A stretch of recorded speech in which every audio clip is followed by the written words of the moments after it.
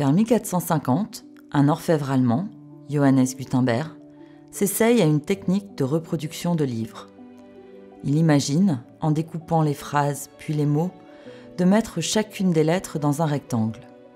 Il va alors pouvoir les manipuler, les assembler, les ranger, pour les réutiliser et composer ainsi des lignes de texte. Le caractère mobile est né. Son utilisation, combinée à celle d'une machine mécanique, la presse, permet l'impression typographique. La typographie est donc à l'origine l'art d'assembler des caractères mobiles afin de créer des mots, des phrases et de les imprimer.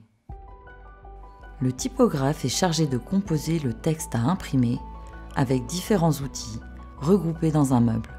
Le Saint-Jean, en fait, c'est la trousse à outils du typographe, où il va retrouver ses outils principaux.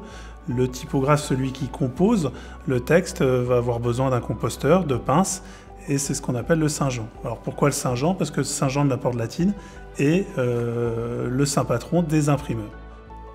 L'invention de Gutenberg est parfaite pour réaliser des livres. Mais lorsqu'il s'agit d'agrandir les lettres pour réaliser des affiches, cela pose quelques problèmes. Les lettres en métal sont trop lourdes et indéplaçables. Il faut donc trouver un matériau plus léger et résistant. On va donc trouver une solution avec les caractères en bois qui, eux, sont plus légers et qu'on va surtout graisser et pour créer des affiches qui vont être visibles plus que lisibles. Et donc on va avoir des affiches très noires sur du papier coloré puisqu'on va interdire aux commerçants d'utiliser le papier blanc que l'État va se réserver. La lettre, enfermée dans le carcan que lui avait assigné Gutenberg par fonctionnalisme, va se libérer grâce à l'invention de Senefelder. Auteur dramatique, c'est en cherchant un moyen pour recopier ses œuvres qu'il va découvrir de manière fortuite le principe d'impression que l'on appellera lithographie.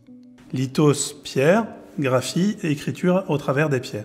Et la lithographie, elle va apporter surtout des choses par rapport à l'image. Parce que jusqu'à présent, comment on faisait quand on avait un livre, par exemple, à produire? Au niveau du texte, on le faisait avec des caractères en plomb.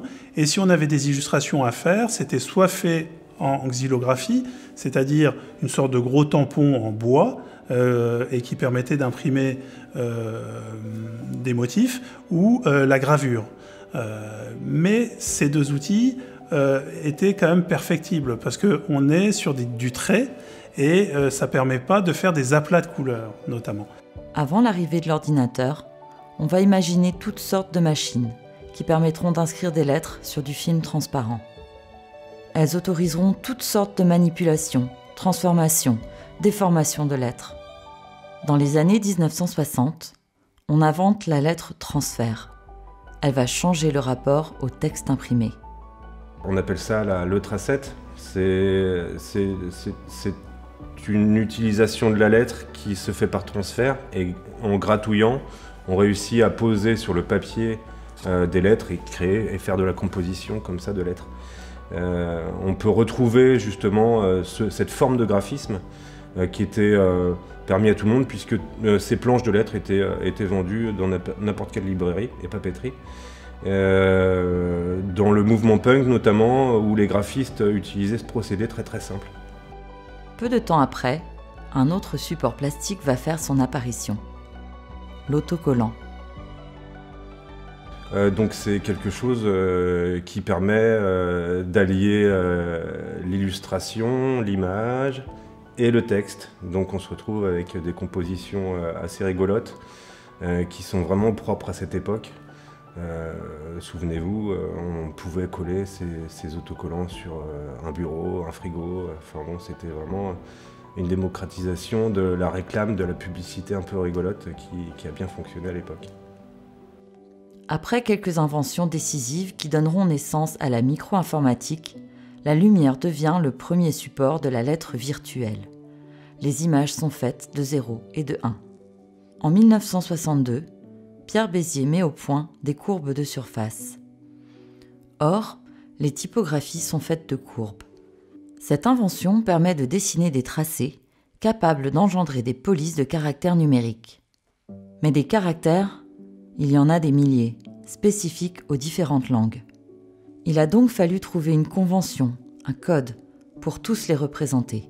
Unicode est un système qui permet un échange de caractères et qui permet aussi de répertorier l'ensemble des caractères qui sont utilisés dans le monde.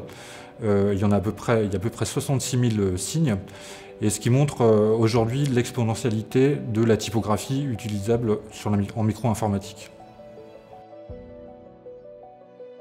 Cette arrivée de la micro-informatique va aussi permettre aux femmes de jouer un nouveau rôle dans l'histoire de la typographie et de l'imprimerie, puisque l'on sait que dans ces mondes, la place des femmes était extrêmement réduite.